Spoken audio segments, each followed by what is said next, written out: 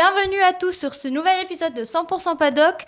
Aujourd'hui, on revient sur tout ce qui s'est passé en Australie et quel week-end de folie pour lancer cette saison 2025. Après des mois d'attente, le championnat a enfin repris ses droits et quel meilleur décor que l'Albert Park de Melbourne pour ce premier Grand Prix de l'année. Entre surprise, confirmation et première polémique, il y a déjà de quoi débattre. Bonjour à Lisa, Victor et Victorien. Bonjour. Salut. Et bienvenue à Fabio, notre petit nouveau qui rejoint notre aventure. Salut, au plaisir d'être là en tout cas. Qui s'est réveillé d'abord à 5h du matin pour ce premier Grand Prix mouillé. Bon, je pense que nous Ouais, tous ici, tout le monde, on hein, était vous levés, ouais. la télé allumée. Ouais. À 4h50 le réveil, Ça a 51, piqué, mais, la télé allumée, on Ouais. était prêts pour regarder on ça. était au taquet. Hein. Ah oui, bien réveillé Ouais. du coup, donc voilà. Mais avant d'entrer dans le vif du sujet, on commence avec toi Lisa. Tu vas nous faire un petit retour sur les qualifications de samedi. Comment se sont débrouillés les rookies? Un point sur les rookies d'abord, effectivement. Donc Birman, avec seulement 15 tours dans les roues, il avait fait effectuer un crash en FP1 et avait eu un problème de boîte de vitesse. Il sort en Q1 et fait partie des dernières voitures avec sa A, c'est celle de Esteban Ocon. Du côté de Liam Lawson, c'est un peu la déception de ses rookies parce que lui, il avait déjà quelques tours dans les roues et pourtant, il s'est mis dans le gravier puis dans l'herbe et il partira finalement de la voie des stands. Andrea Kimi Antonelli effectue une mauvaise qualification sortie par Gabriel Bortolito qui lui s'inscrira 15e. Ça reste une très bonne performance pour la Sauber.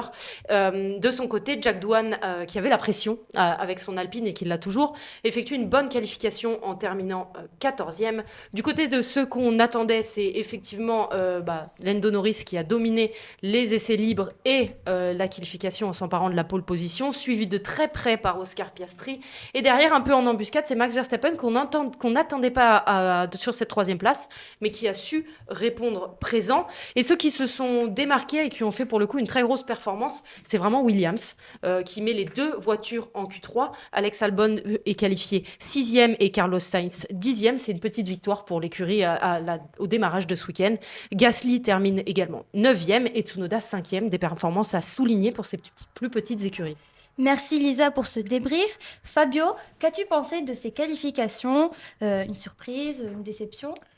Surprise en vrai, ouais, un petit peu peut-être de voir Kimi Antonelli aussi bas quand même, parce que c'est sûr qu'il a un peu attendu au tournoi, être dans une top team pour sa première saison, ça fait longtemps qu'on n'a pas vu ça. Très content par contre de ce qu'a pu faire Adjar en qualification, parce qu'une P11 pour ses premières qualifs, c'est bien. Alors oui, la Racing Bulls a été très rapide ce week-end, on l'a vu avec Tsunoda qui s'est qualifié 5e d'ailleurs, c'est incroyable. Donc non, des très belles qualifications et un petit peu déçu pour les Ferrari, mais sinon on est plutôt content. Allez, on passe à l'analyse de la course et quel départ chaotique. À cause de la pluie, le début du GP a été particulièrement mouvementé. Victor, tu nous racontes ce qui s'est passé. Oui, comme souvent avec la pluie en Formule 1, la course a été chaotique et le premier à avoir été impacté par ce chaos, justement, c'est Isaac Hadjar. Malheureusement, le jeune rookie a fait une erreur dès le tour de formation. Au deuxième virage, c'est une erreur assez embarrassante, mais qui arrive forcément pour un rookie. On sait que c'est toujours compliqué de contrôler une monoplace avec 1000 chevaux sur le train arrière sous la pluie de plus. Le pilote français était dévasté en sortant de sa voiture. Il a été notamment réconforté par Anthony Hamilton, le père de Lewis. C'était une assez belle image à voir. Il a aussi été réconforté par Stefano Domenicali, le président de la Formule 1. Donc ça a été des bons moments de réconfort pour lui. Et ça arrive à tout le monde. Doohan aussi, après le départ de la course, qui lui a perdu sa voiture dans le premier tour, sur les bandes blanches, qui sont des bandes assez typiques sur les circuits urbains. Et sous la pluie, on sait que les bandes blanches sont très glissantes. Déjà, nous, dans nos voitures, je ne sais pas si ça vous est déjà arrivé, mais nous, dans nos voitures, sur les bandes blanches, c'est déjà glissant. Alors en Formule 1, évidemment, ça l'est toujours. Beaucoup de pilotes se sont fait surprendre. Hamilton s'est fait surprendre sur cette bande blanche. Antonelli aussi, mais sans perdre la voiture. Doohan l'a perdu, donc c'est une erreur qui arrive. Par contre, comparé à Hadjar, lui, Doohan, ça a un peu plus de conséquences pour lui, cette sortie. On sait qu'il y a Flavio Briatore qui l'attend au tournant, qu'il y a Colapinto qui l'attend juste derrière. Donc c'est une saison qui commence difficilement pour l'Australien.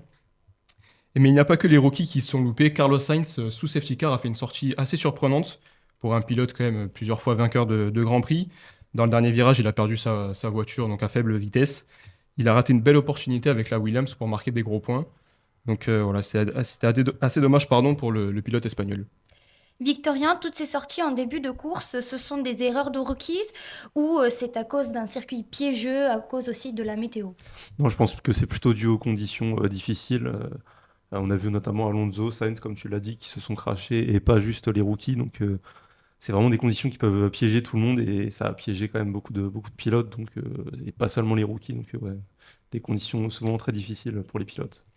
Alors que pendant que certains galéraient, d'autres ont tout maîtrisé, McLaren a frappé fort ce week-end. Fabio, parle-nous de cette domination et de ces fameuses papaya rules. Eh bien oui, depuis les essais hivernaux, on attendait quand même McLaren assez haut, assez devant tout le monde. Ils nous l'ont bien fait remarquer dès ce premier week-end. Dès le vendredi, avec les essais libres, ils paraissaient rapides, surtout avec au niveau du rythme de course en pneus slick. Ça a fait écho un petit peu avec les rumeurs des tests de pré-saison. On les attendait 3-4 dixièmes au-dessus de tout le monde en pneus slick. Et leur rapidité et faible usure des pneus s'annonce quand même dangereuse un petit peu pour toutes les écuries cette saison. Pendant les qualifications, comme tu l'as dit un petit peu tout à l'heure, Lisa, ils ont tout dominé, ils finissent avec 4 dixièmes d'avance sur Max Verstappen. Et on retrouve vraiment ce rythme de fin de saison où ils sont quand même un petit cran au-dessus de tout le monde, pardon. Et du coup, on a l'impression vraiment que par contre, cette saison, il y a une hiérarchie qui s'est installée dans l'équipe, contrairement à l'année dernière où il n'y avait pas vraiment de pilote numéro 1 et de pilote numéro 2.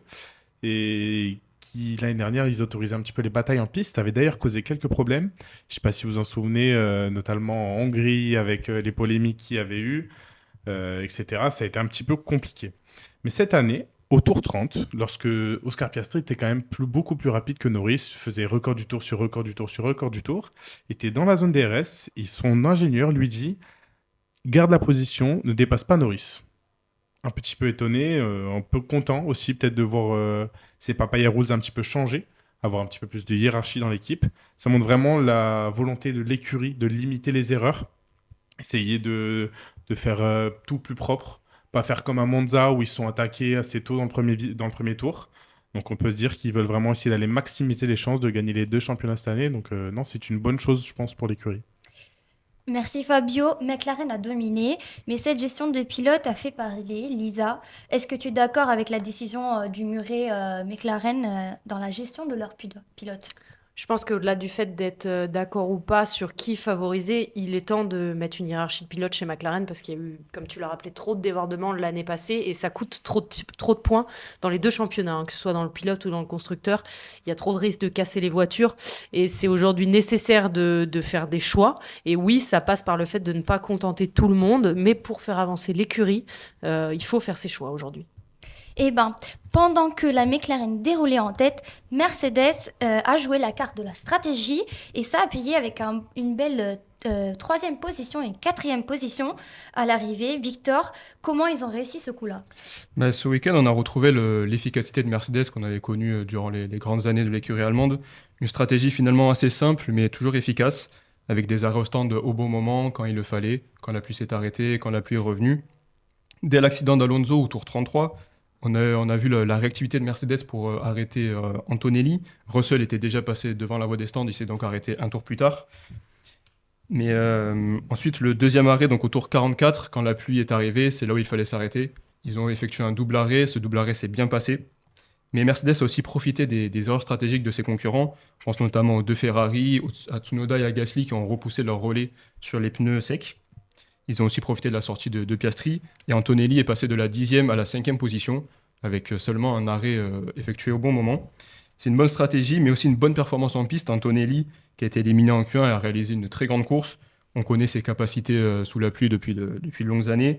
On va en reparler un peu plus tard, mais voilà, c'est un ensemble global pour Mercedes qui a bien fonctionné ce week-end. Merci Victor, mais cette course n'a pas seulement été une course, une affaire de stratégie. Avec l'appui, 2 écuries ont su se montrer opportunistes et tirer leur épingle du jeu. Victorien? Ouais, donc qui dit dimanche pluvieux dit voilà, plusieurs équipes qui arrivent à profiter de ces conditions. On a d'abord Williams avec Alex Albon qui a signé un excellent résultat, un top 5. Voilà, c'est une écurie qui a grandement progressé par rapport à l'année passée. On a Aston Martin donc, et Sauber qui ont aussi réalisé une très belle course. Aston Martin a pu compter sur un très bon Lance Stroll. Pour une fois, voilà, Fernando Alonso est parti à la faute. Et c'est son coéquipier canadien qui a signé une excellente 6e place. Stroll a encore montré son bon pilotage sur des conditions humides.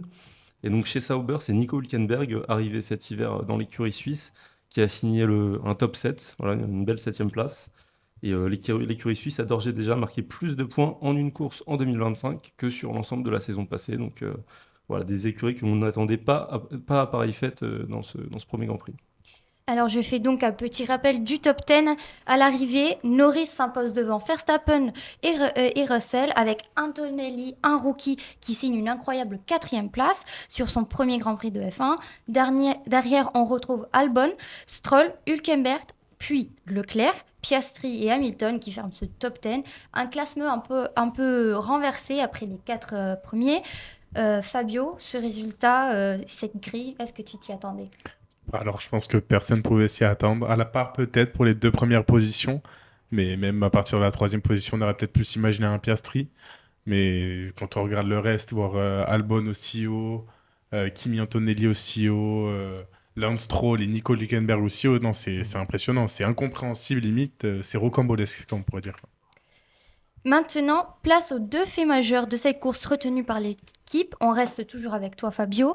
Impossible de passer à côté de l'élément qui a tout chamboulé dans ce Grand Prix d'Australie, la pluie. Eh ben oui, comme tu l'as dit, c'est la pluie qui est venue tout chambouler dans notre course. Au tour 37, sous safety car, avec tous les pilotes en slick sauf les As restés en inter pour le moment, on apprend un possible retour de la pluie au tour 45. Une pluie plutôt forte car elle est annoncée de classe 2 ou 3 par McLaren à Lando Norris. C'est finalement au tour 44 qu'elle va arriver et tout de suite elle va semer le chaos. Les 2 McLaren sortent au virage 12 en même temps dans le même virage et on va avoir là une image impressionnante. On va voir Norris arriver à négocier on ne sait comment son virage pour rentrer au stand immédiatement pour chausser des inters. Mais derrière lui, son coéquipier, il a glissé comme s'il était sur une patinoire géante.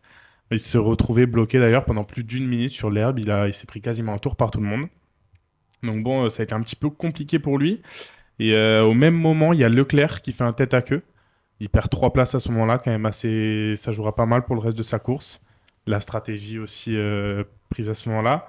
Mais ouais, à partir de ce moment-là, ça va être la question de est-ce qu'il faut rentrer au stand, est-ce qu'il faut rester en piste, en fonction de combien de temps ça va durer. Et du coup, cette stratégie, elle sera notamment choisie par Ferrari. Je crois que c'est toi qui vas en parler un petit peu plus tard tout à l'heure.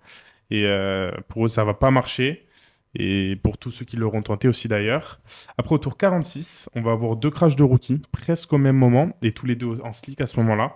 Donc c'est Bortoleto qui se plante au virage 13 et qui explose sa voiture suite à une rupture de la suspension arrière droite sur sa voiture. Donc c'est assez impressionnant quand même de voir ça. Assez dommage pour lui car il a fait vraiment une très belle course pour le coup. Donc le week-end se finit un petit peu mal. C'est dommage pour le Brésilien. Et l'autre rookie qui va se crasher, c'est Lawson. Lawson au même virage où Hadjar s'est planté au tour de formation. De la même façon, etc. Donc un petit peu dommage pour lui aussi. Après, il avait mal débuté son week-end. C'est un petit peu différent. Mais donc après ça, il ne restait que 2 des 6 rookies au départ et que 14 des 20 pilotes. Donc assez surprenant quand même. Ça faisait longtemps qu'on n'avait pas vu un Grand Prix comme ça. Bref, ce moment de retour de la pluie, il a vraiment tout chamboulé. On ne s'attendait pas à ça. On avait déjà une course assez folle avec tous les événements. Et là, après tous les arrêts au stand, etc., on a vraiment eu le classement, comme on l'a vu tout à l'heure, assez incompréhensible. Donc voilà, ça a redonné un petit peu vie à la course encore. Merci Fabio. Lisa, il y a un deuxième fait majeur qu'on ne peut pas ignorer, les difficultés de la Ferrari. On s'attendait vraiment à mieux, mais la Scuderia n'a pas réussi à répondre aux attentes. Effectivement, la performance dès les qualifications n'était pas au rendez-vous et c'est pas ce qu'on attendait de cette grande écurie. On a gardé espoir quand même, on s'est levé tôt et on avait envie de voir ce Grand Prix dimanche. On est vite retourné se coucher chez le Cheval Cabré, loin derrière les forces du plateau et même derrière Sauber. C'est quand même impensable de dire ça sur la première course. Lewis Hamilton termine 10e avec seulement 1 point. C'est un premier Grand Prix décevant pour le Britannique. Mais ce qu'on retient, c'est encore au-delà de ça, c'est encore plus décevant, c'est les communications qu'on a eues chez Ferrari, et notamment entre Lewis et son ingénieur. Alors même si ce n'est que le premier Grand Prix et qu'ils ne se connaissent pas sous la pression des courses, on a eu des scènes de ménage à répétita un nombre de fois qui est absolument incalculable. Au tour 4, au tour 14, au tour 49, c'est les plus grosses à souligner. Son ingénieur Adami lui donne une information, la répète au tour 4, et Lewis Hamilton dit « ne me répète pas les choses ». C'est ce que l'ingénieur fera toute la course. Ce qui a provoqué les premières insultes de Lewis dans la Ferrari. On a également autre chose à souligner chez Ferrari ce week-end, c'est un problème de radar météo. Il était censé ne plus pleuvoir, selon les ingénieurs de chez Ferrari. Comme tu l'as très bien souligné, c'est quand même la chose qui a rythmé cette course, et bien Miss Météo n'était pas au rendez-vous chez Ferrari. Bref, après un brassage médiatique énorme autour de Lewis Hamilton, le vent a tourné et la performance n'était pas là. On a également vu, comme tu l'as souligné, un arrêt au stand trop tardif. Bon, à ce jeu-là, on peut dire que c'est un peu plus de la chance. Des fois, ça marche, des fois, ça marche pas. On espère retrouver de la performance dès la Chine pour les pilotes en rouge. Merci Lisa. Victor, quel est ton avis sur cette course difficile pour Ferrari? Où est-ce qu'ils se sont trompés? Ouais, tout le week-end a été compliqué, tu as très bien tout résumé. Alors en qualification, il y a eu une hypothèse sur l'utilisation des réglages pluie pour le lendemain.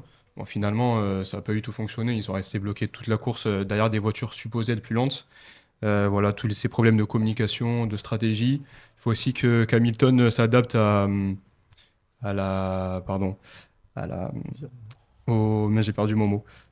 Management. À ces ingénieurs Oui. italiens, à l'utilisation un peu italienne qui est un peu différente des Britanniques. Donc il y a eu une incompréhension entre les deux clans.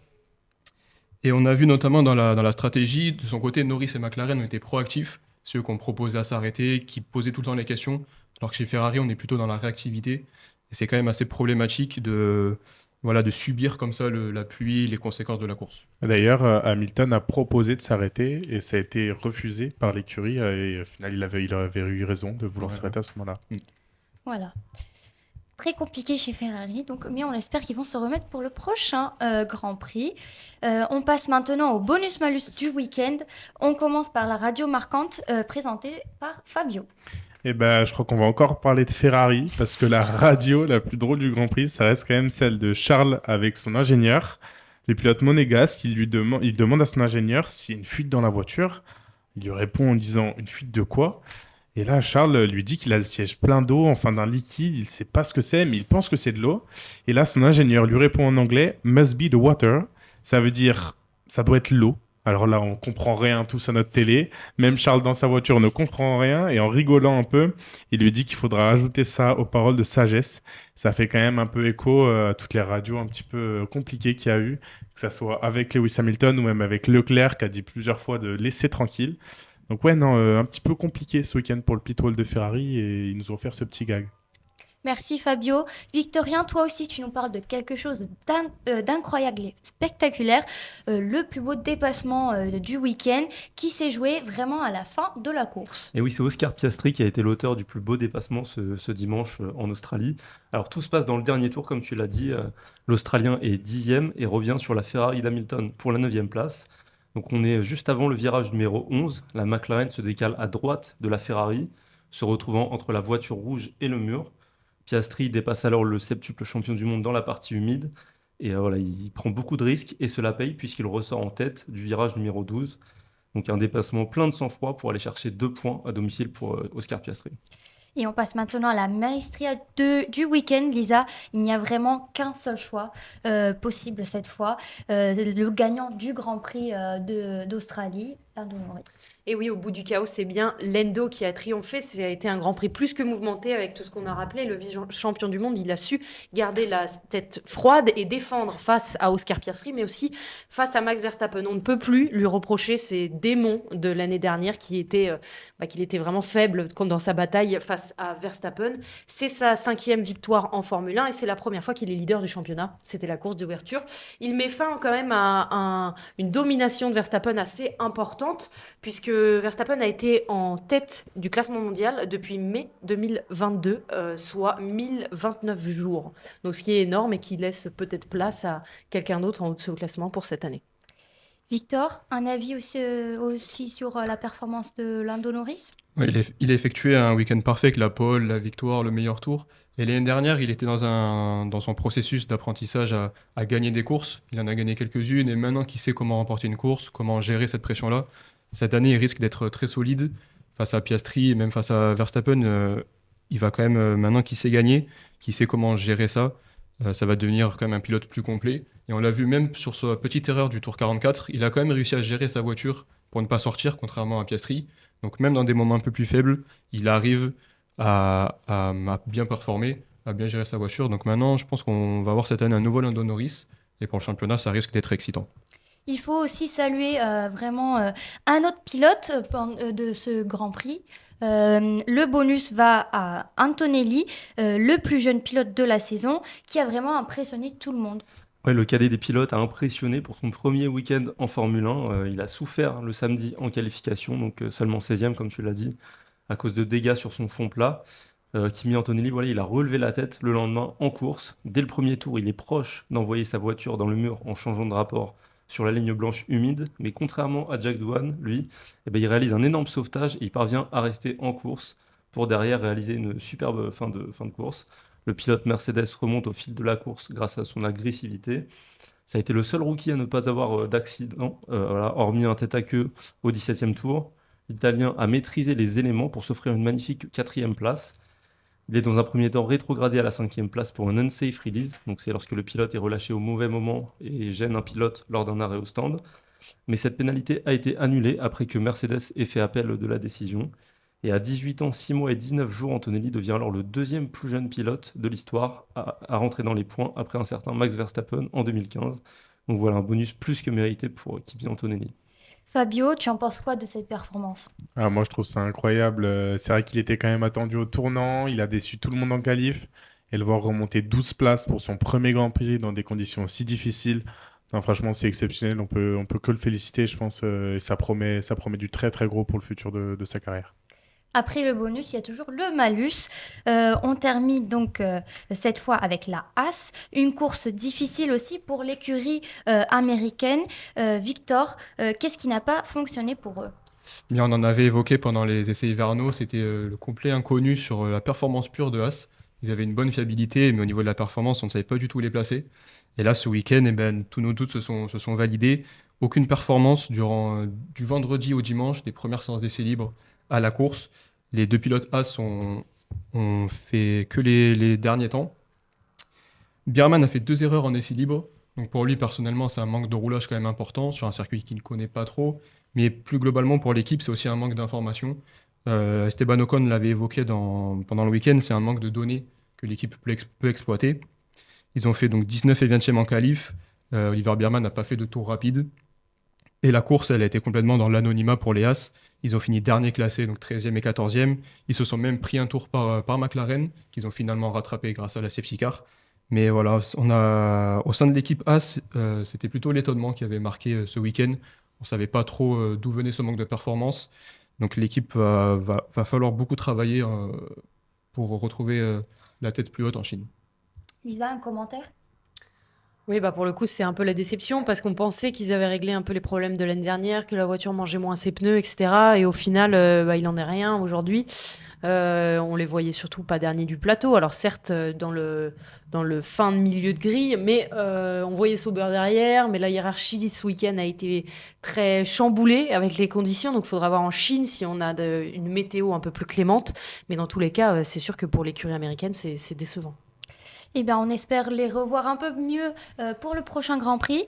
Et c'est comme ça qu'on va se laisser aujourd'hui. Un grand merci à vous tous. C'était un véritable plaisir de vous retrouver. Quant à nous, on se donne rendez-vous le prochain week-end, dès la semaine prochaine, pardon, pour suivre les pilotes pendant le Grand Prix de la Chine. À très vite sur 100% Paddock. À bientôt. Salut, à bientôt. Au revoir.